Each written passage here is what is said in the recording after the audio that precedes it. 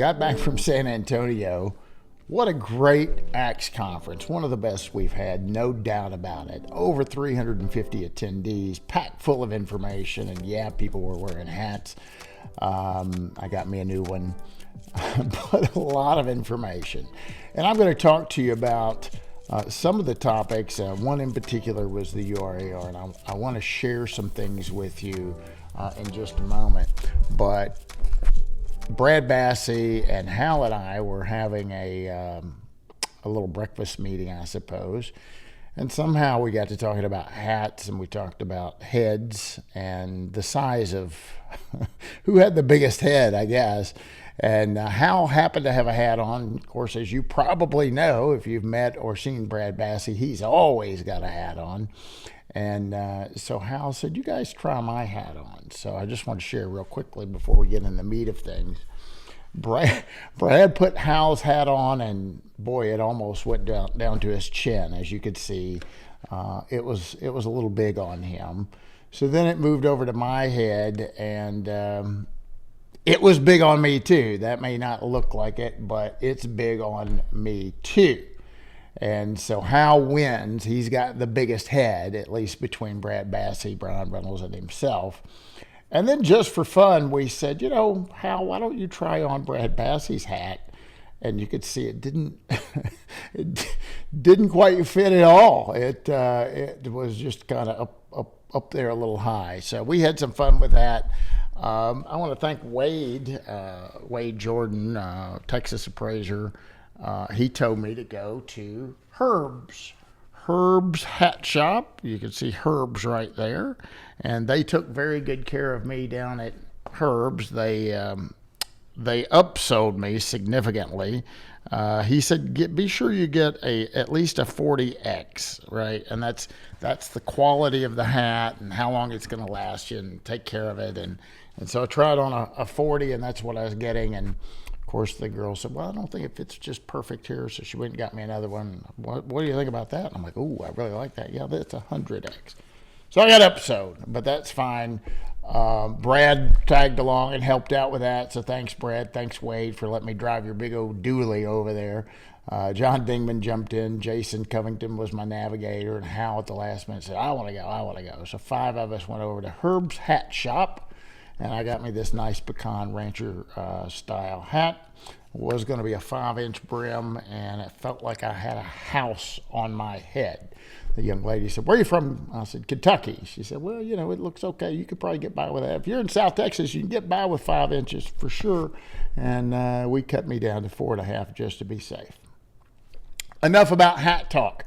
Come on back and join me, and we'll talk about the URAR, some notes I took from some of the sessions, some quotes I have from Mr. Lyle Radke, and I think I got them really, really close, so if I'm off just a tad, they're certainly very close to what he said on the big stage.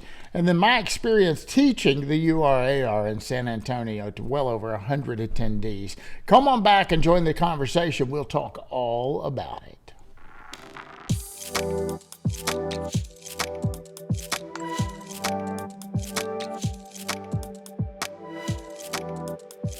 Hi, this is Bryan Reynolds. You're listening to the Appraisal Update Podcast, brought to you as always by the great folks over at Appraiser eLearning. You need some education? Check us out at appraiserelearning.com. You'll be glad you did. We've got lots of information. We give the podcast away for free. Hal's got the Buzzcast.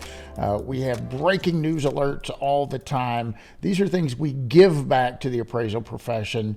And if you'd like to be a guest on either the Buzzcast or the Appraisal Update Podcast, reach out to any member of the Appraiser eLearning team, and we'll try and get you on a program. I love having practitioners, real boots on the ground appraisers on the podcast, and we would love to invite you to give you a platform to see what you have to say and have your voice heard. So feel free to reach out to us. We hope to see you at our next conference in Val Expo in Las Vegas, coming up very, very soon. You can always check out events on the Appraiser eLearning website. So go over there and check that out and sign up for Val Expo if you haven't done so already.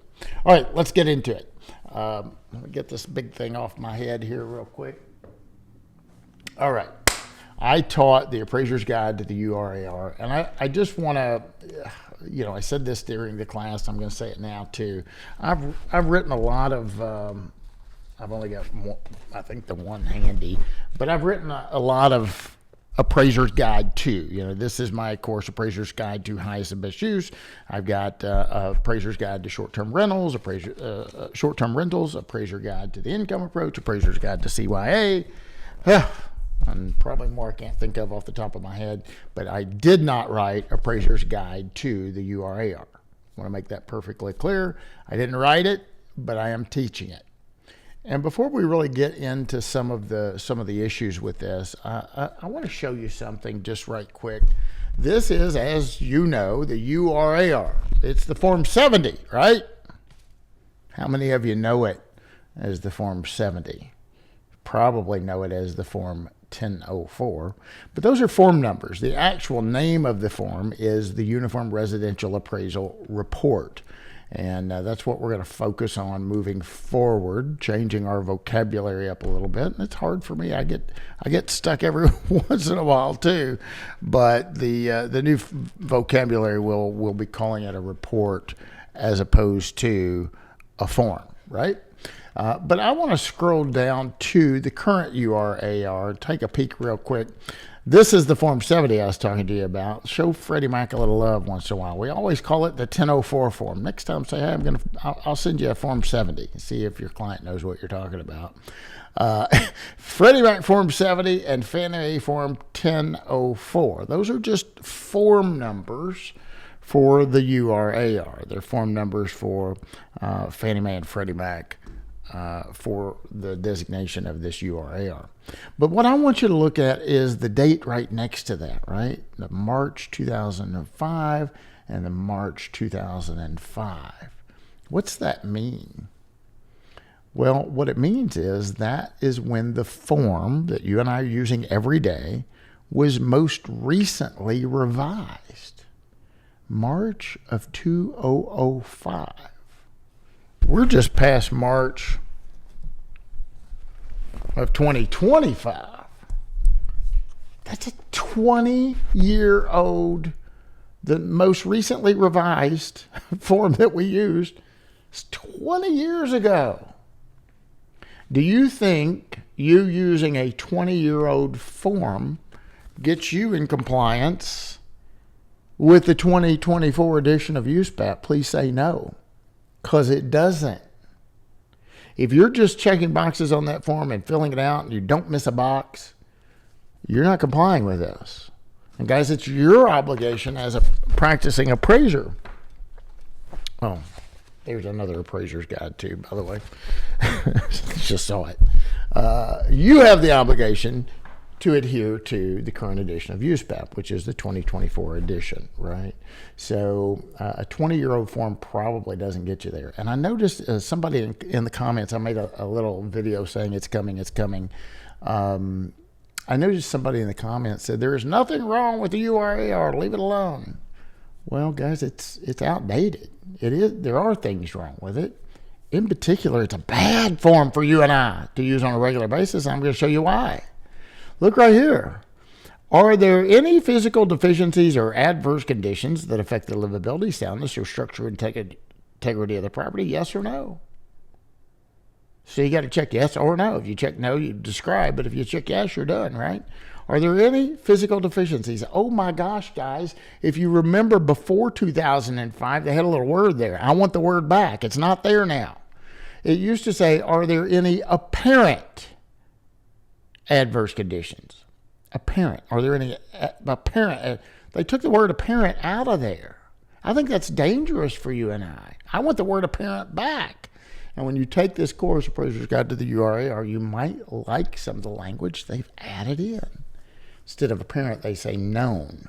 And you'll learn that when you take a class. So I just wanted to pull that up real quickly to show you, this is an old form. It's got a lot of dust on it. It's not a good form for you and I by any measure.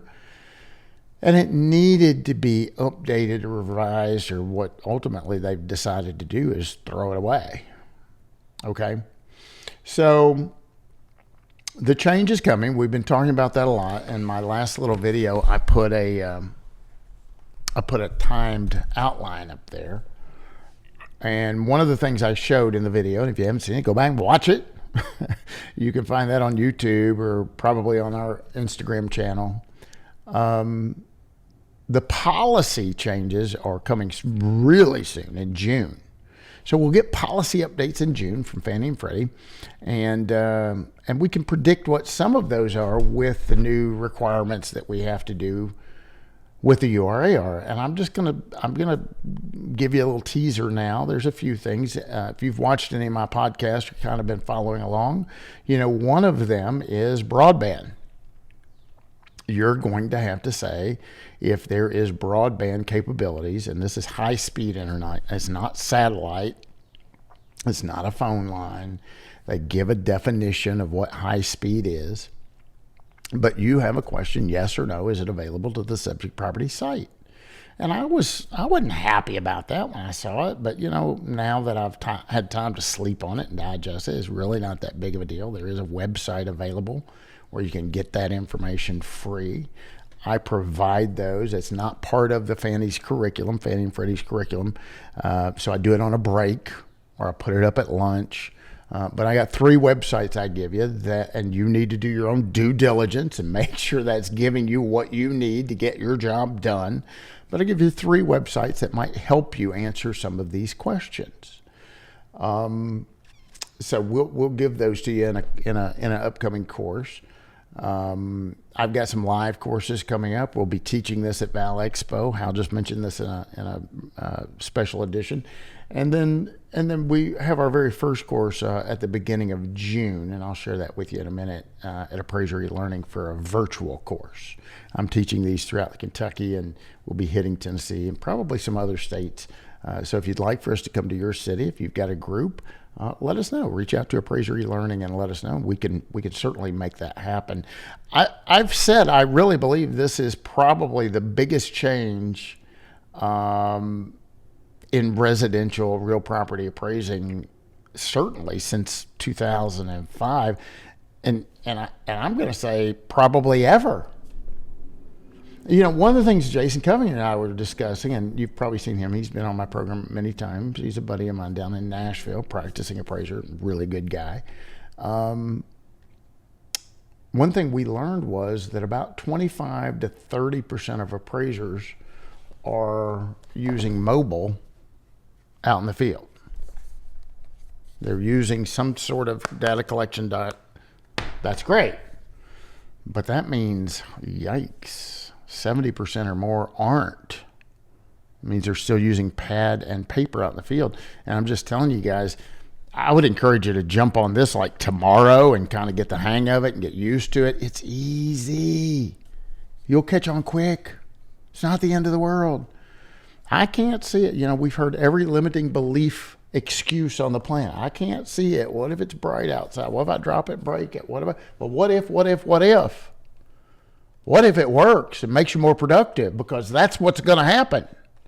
You're going to fall in love with it. You're going to be like, why didn't I do this before? And if you don't believe me, think for a minute. How many of you use multiple monitors? A lot of folks are using at least 2 or 3 or 4. When I find out somebody's using 2 or 3 monitors, I say, would you ever consider going back to using 1 monitor? And they're being really, really honest. And most of them are. They say, absolutely not. Never go back to 1. Well, why not? You used to use, because I'm so much more efficient. I have my MLS up over here. Have my appraisal report up over here. I have the courthouse stuff over here. Watch the news over here. Whatever. You're more efficient. You can do more. You can be more productive. You don't have to work as late. Or if you do work as late, you're doing more work.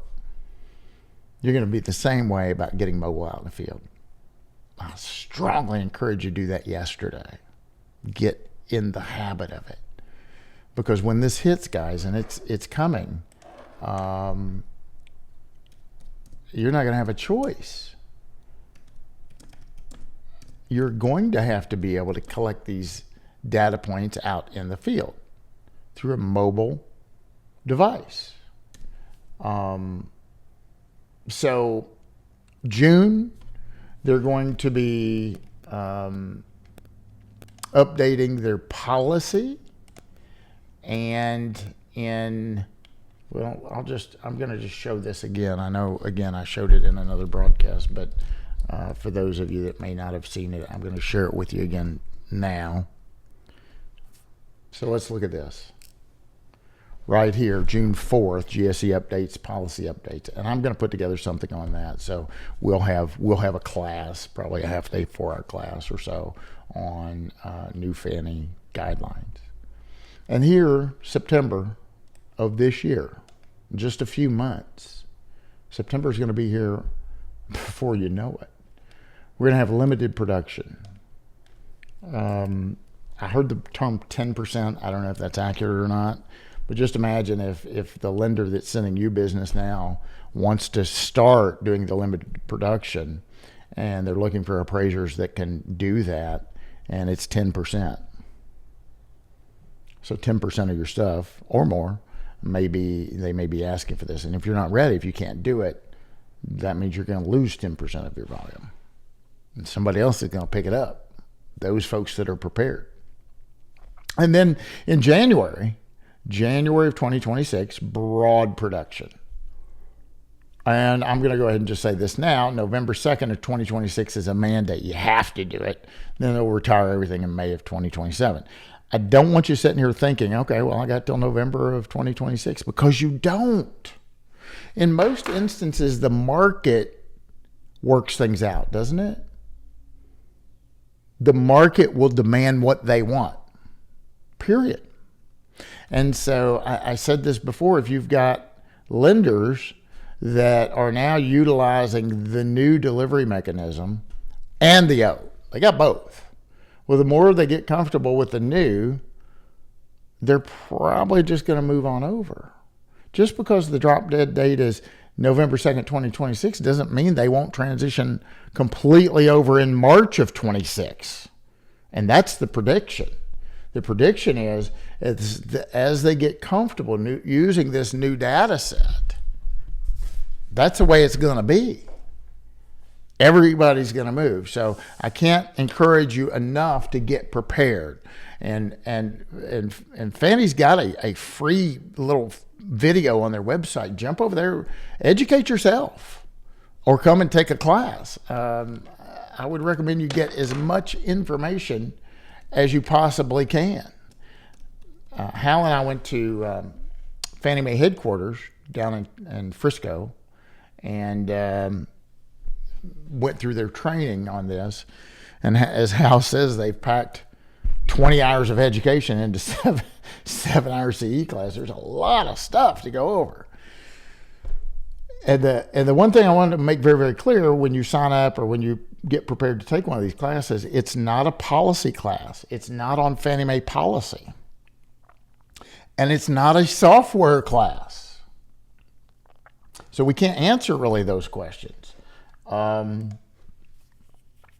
Let me tell you about two other things, and then I'm gonna read back some of the notes I took as an attendee. And if you were there, you probably heard them for yourself. But this is for those folks that weren't there, right? There's several things I really like, and for the most part, I like most of it. There is qualitative analysis now for your land value opinion. There's qualitative analysis for, I mean, you do quantitative or qualitative, but there's qualitative on the report for comparable rental. I really love that. One area in there I'm not crazy about. I'll share that with you in a class.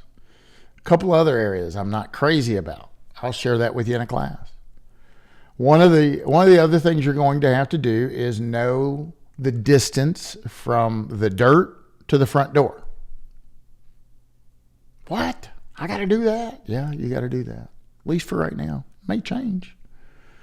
And I had questions about, well, what if the topography? And we had a representative from Fannie Mae in the class, and he was great. He said, well, even if you have a slope or topography that's not level, normally at your front door, I mean, it's going to be level. Just shoot down and report what that is. And they give ranges, so you don't have to be precise. And then somebody said, well, what if the back door?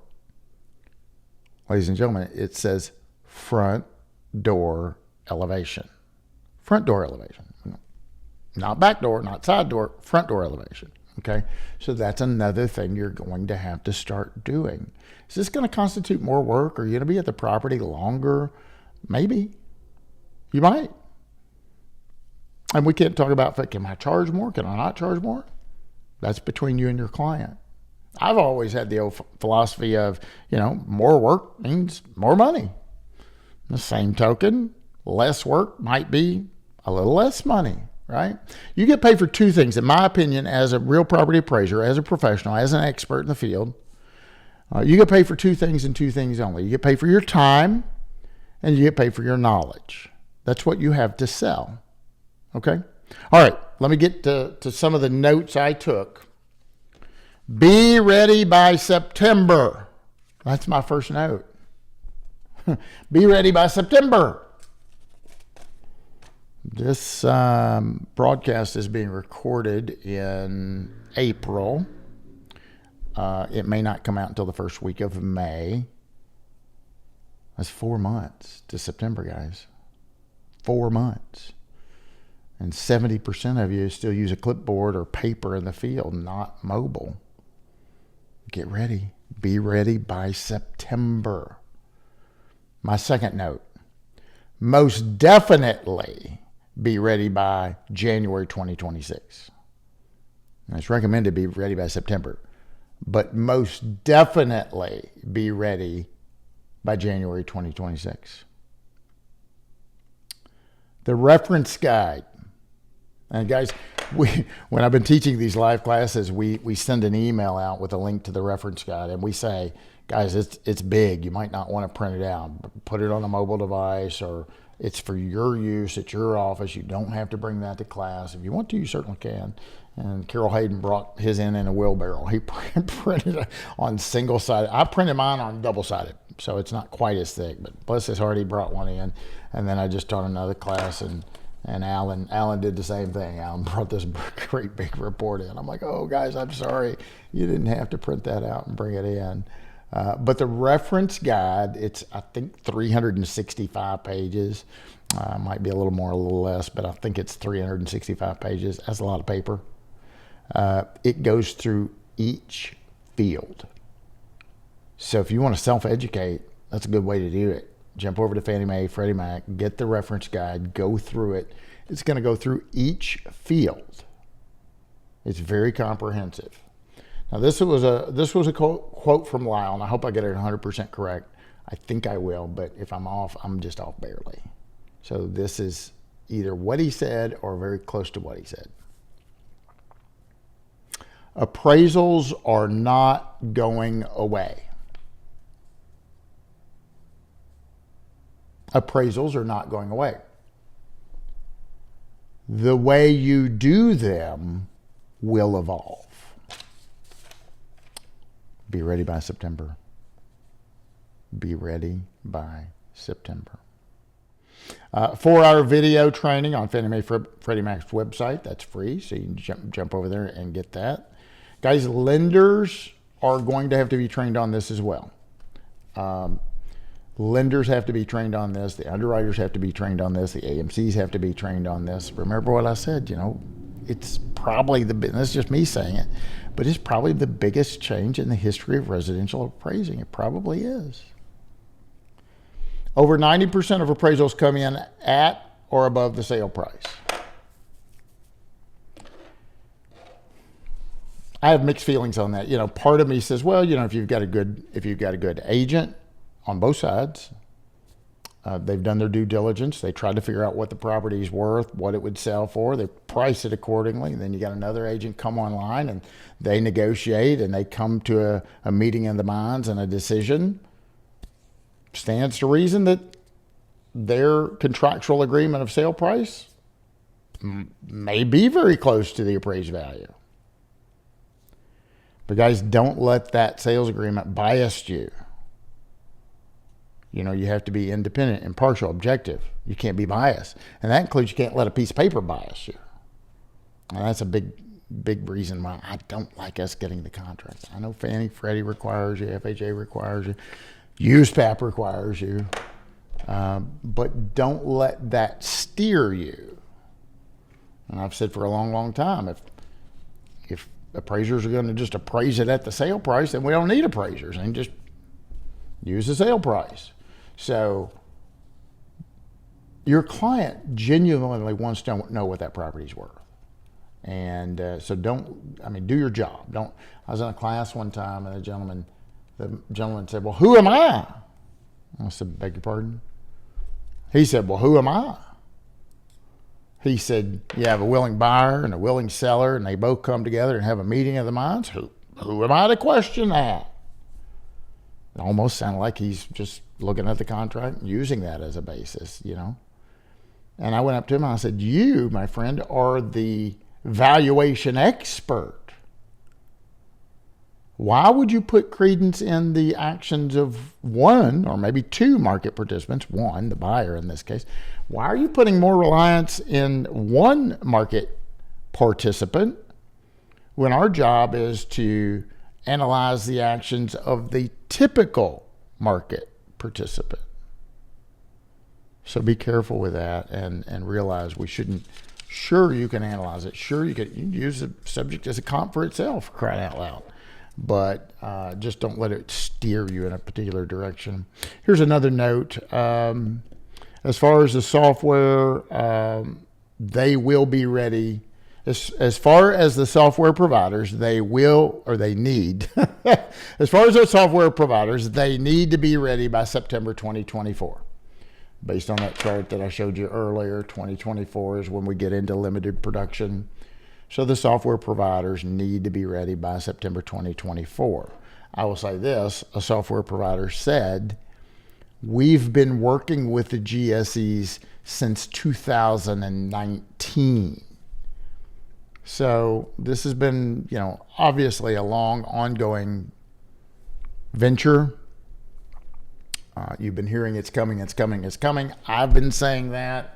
Until recently, I've been like, yeah, when? It'll be here someday. But I'm a believer now. I know it's coming. And so I highly encourage you to take a look at this timed outline and put September 8th, 2025 on your radar. And guys, if you're late to the party, don't be late to the January 26th date, because then you're way behind. If you want some education, check us out. Here's the Appraiser eLearning's website.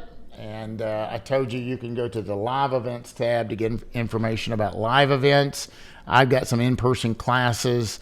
I taught one in Bowling Green, taught one in Hopkinsville. I'm going to be in Louisville. I'll be in Florence, Kentucky. As far as our Zoom classes, if you certainly look at all of our classes, but you can see our very first Appraiser's Guide to the new URAR. This is spread over 2 days. It'll be a Tuesday and Wednesday, June 3rd and 4th. We would love to see you in that class. And then finally, you can hit the live events tab and hit Val Expo. That's August 11th through the 13th at Caesars Palace in Las Vegas. We'd love to see you there. Come for the pre-conference education. Hal, Jim, Ben, the whole team will be there. Karen and Jim, we'd love to see you in Las Vegas. Until next time, I hope you're staying safe. I hope you're making some money. I hope you're getting ready. Guys, please think about getting mobile out in the field. That will be a good prerequisite. It's not a prerequisite. It'd be a good beta testing for you to get used to filling this stuff out in the field and comfortable with that. Gosh, I got to figure this out. I keep hitting my hat on that, right? But until next time, we're going to New York next week. We're New York City. Wonder how I'd look with my hat in New York City. But take a little mini vacation, take a break, get rested, get ready. because these big changes are coming, and they're coming like a train. You certainly don't want to miss the train when it pulls into your station. Until next time, I'm your host, Bryan Reynolds. You've been listening to the Appraisal Update podcast. Stay safe, make some money, and happy appraising. The Appraisal Update podcast is brought to you by Appraiser eLearning.